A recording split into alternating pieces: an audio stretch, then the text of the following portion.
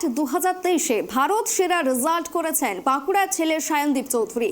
ইংরেজিতে একটা কথা রয়েছে, bigger the risk bigger the reward, যার অর্থ হলো যত বড় ঝুঁকি তত বড়ই পুরস্কার। বাঁকুড়ার সায়নদীপের সফলতা যেন এই কথারই জ্বলন্ত উদাহরণ। ছেড়েছেন চাকরি, দিয়েছেন 1 বছর ড্রপ, ধরা পড়েছে বাবার ক্যান্সার। তবে থেমে থাকেনি বাঁকুড়ার এই তরুণ। সবকিছু সামলে ক্যাট 2023-এ ভারত সেরা রেজাল্ট করেছেন বাঁকুড়ার ছেলে সায়নদীপ চৌধুরী। 99.99% অর্থাৎ সেরার সেরাদের মধ্যে 0.01% মধ্যে রয়েছেন বাঁকুড়ার এই তনয়। দেশের সবচেয়ে কঠিন পরীক্ষাগুলির মধ্যে অন্যতম ক্যাট অর্থাৎ কমন অ্যাডমিশন টেস্ট। এই পরীক্ষায় ভালো ফল করলে তবেই সুযোগ মেলে দেশের সেরা আইআইএম কলেজগুলিতে। ইউপিএসসি এবং আইআইটির মতোই আইআইএম কলেজে এমবিএ করার স্বপ্ন কোটি কোটি যুবক যুবতীর। 2022 সালে ক্যাট পরীক্ষায় 99.49% থাকার পরও দেশের সেরা কলেজে সুযোগ না পাওয়ায় 1 বছর ড্রপ দেওয়ার মতো দুঃসাহসিক কাজ করেন সায়নদীপ। শুধু তাই নয়, চেন্নাইয়ে ভালো চাকরি ছেড়ে দিয়ে আরও বড় লক্ষ্যকে অর্থাৎ 2023 সালের ক্যাট পরীক্ষাকে নির্দ্বিধায় বেছে নেন তিনি।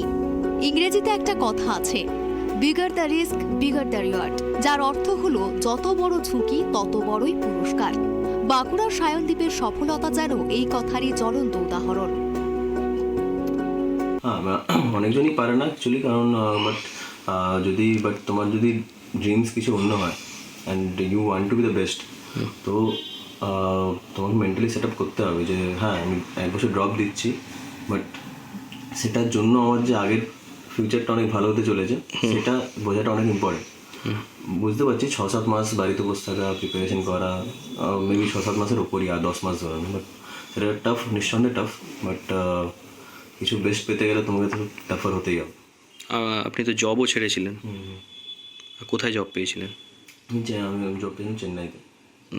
কাজটা ছেড়ে দেওয়ার পর তখন তারপরে আবার ড্রপ, তার সাথে দুটোই একসাথে, মানে বিগার গোলটা চেস করার জন্য। বিগার গোল চেস করার জন্য আমি ফার্স্ট জবটা ছেড়ে দিয়েছিলাম, যাতে প্রিপারেশনে আরও টাইম দিতে পারি। বাঁকুড়া জেলার ডিএভি স্কুল থেকে মাধ্যমিক এবং উচ্চ মাধ্যমিক পাশ করবার পর আইআইটি পল্লিকাজ থেকে বিটেক করার সুযোগ পান সায়নদীপ। বিটেক চলাকালীন চতুর্থ এবং ফাইনাল ইয়ারেই শুরু করে দেন ক্যাটের প্রস্তুতি এবং দুর্দান্ত ফল করার মধ্যে রয়েছে একটি সংগ্রামের গল্প। 1 বছর ড্রপ দিয়ে হাতে পাওয়া ভালো চাকরি ছেড়ে আবারও পড়াশোনা করার বুকের পাটা থাকে না অনেকেরই। তবে এই দুঃসাহসিক কাজ করেছেন সায়নদীপ জানান, এই সিদ্ধান্তে সবথেকে বেশি সাপোর্ট করেছেন তার বাবা ডক্টর সন্দীপ চৌধুরী। সেপ্টেম্বর মাসে ক্যান্সার ধরা পড়ে সায়নদীপের বাবার। চিকিৎসার প্রাথমিক ধাক্কা সামলে আবারও পড়ায় মনোনিবেশ করেন তিনি। তার এই সফলতা বাবাকেই সমর্পণ করেছেন সায়নদীপ চৌধুরী। আমার সবচেয়ে বেশি সাপোর্ট আমার বাবা করেছেন।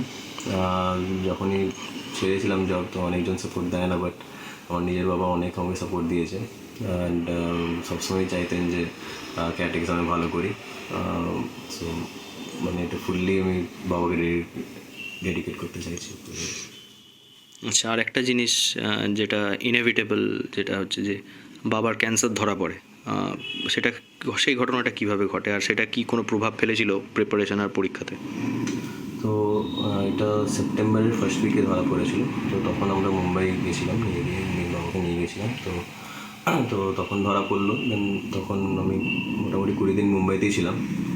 সো তারপরে আবার এসে আমি নিজের রিলেটিভের বাড়িতে থাকলাম, তারপর ওখান থেকে প্রিপারেশন আবার করলাম 2 মাসই বাকি ছিল। সো বাট হ্যাঁ, একটু মেন্টালি তো ডিস্টার্বিং হয় অবশ্যই, বাট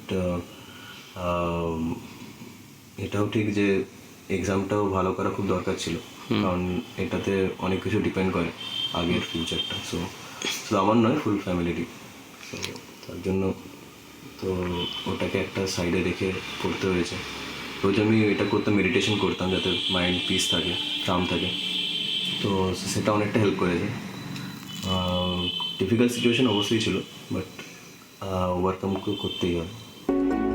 পড়াশোনা ছাড়াও দাবা খেলতে বিশেষ ভালোবাসেন সায়নদীপ চৌধুরী। এছাড়াও ক্রিকেট এবং ফুটবল খেলা দেখতে পছন্দ করেন তিনি। তবে পড়াশোনার কারণে খুব একটা সময় হয়ে ওঠে না।